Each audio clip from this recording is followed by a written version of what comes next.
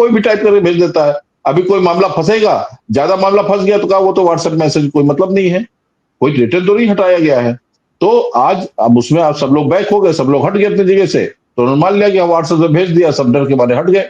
समस्या ये है कि जब ये लोग ऐसे काम कर रहे हैं तो ये काम लगातार चलता रहेगा, ये काम जो डिलीवरी कराना है ये सब जल्दी खत्म नहीं होना, ये जिंदगी भर चलता रहेगा, ये जिंदगी का एक अंग है।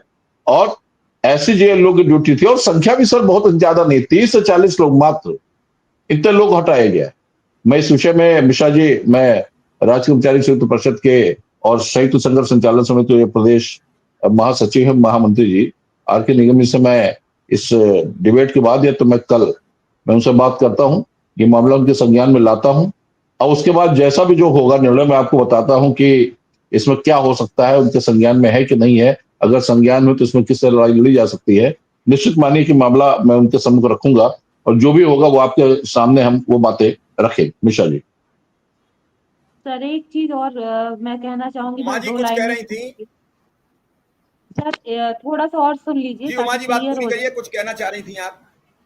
जी जी सर, मैं बोल रही हूँ कि सर अगर program by the way government of India ने नर्स मेंटर प्रोग्राम बंद कर दिया, तो सर 2021 से लेके और 24 तक, 22 से लेके 24 तक जो हमने एनएमटीसी सेंटर पे एज अ ट्यूटर काम किया, वो प्रोग्राम आज भी नहीं बंद है। जहां हम पोस्टेड थे, हमें हटाने के बाद आज एक भी फैकल्टी नहीं। साथियों नमस्कार। फाइनली अब शिक्षा मित्रों के अस्थायीकरण का जो इंतजार था, अब वो धीरे धीरे खत्म होने वाला है। हाल ही के अंदर का कहा जाए कि सरकार के द्वारा एक पत्रक जारी किया गया है। उस पत्रक में क्या कुछ कहा गया है, उन सारी बातों के ऊपर हाल ही का डिबेट है, उस डिबेट को भी आपके समक्ष में प्रस्तुत करूंगा। अभी कुछ क्लिप्स उसकी आप सभी ने सुनी होंगी। फिलहाल के लिए पूरा डिबेट अभी मैंने ऐड किया हुआ है, तो सुने, उसके बाद इस बात की राय क्या है कमेंट में जरूर साझा करें।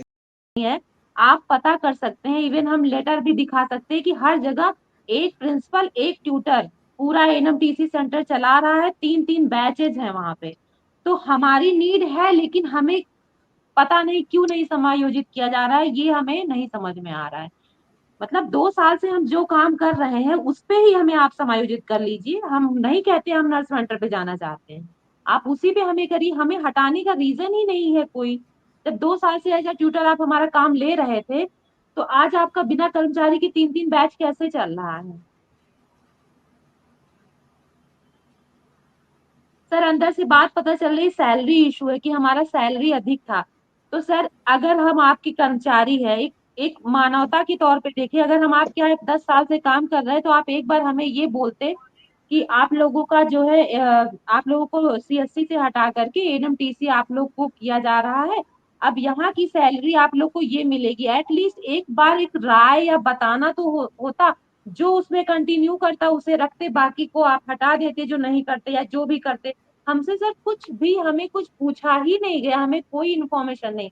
बस 3 दिन पहले इन्होंने सीएमओ ऑफिस में लेटर भेज दिया, हमारे एमओआईसीज के पास लेटर भेज दिया, हमारे पर्सनल ग्रुप पे लेटर आया, और इस लेटर के बाद लगातार 3 दिन के अंदर का कॉल भी आने लगी। कहाँ का आया? सीएमओ ऑफिस का बाबू बोल रहा है अब आपसे कार्य नहीं लिया जाएगा, अब आप मत आइएगा, ऐसे करके। क्योंकि सर हमारी सैलरी हमारे बेस फैसिलिटी से निकलती थी। हम काम करते थे एनएमटीसी सेंटर, जैसे मैं हरदोई में पोस्टेड थी, तो मैं हरदोई में काम करती थी, और हरदोई में मेरी सैलरी हरदोई से निकलती थी, और मैं लखनऊ की केजीएमसी में एज अ जीएनएमटीसी में एज अ ट्यूटर काम कर रही थी 2022 से। तो इन्होंने पर्सनल सिर्फ हमें नहीं मैसेज किया, इन्होंने हर जगह मैसेज कर दिया व्हाट्सएप कि अब इन लोगों से, 36 लोगों से कोई भी कार्य ना लिया जाए। और ऐसा नहीं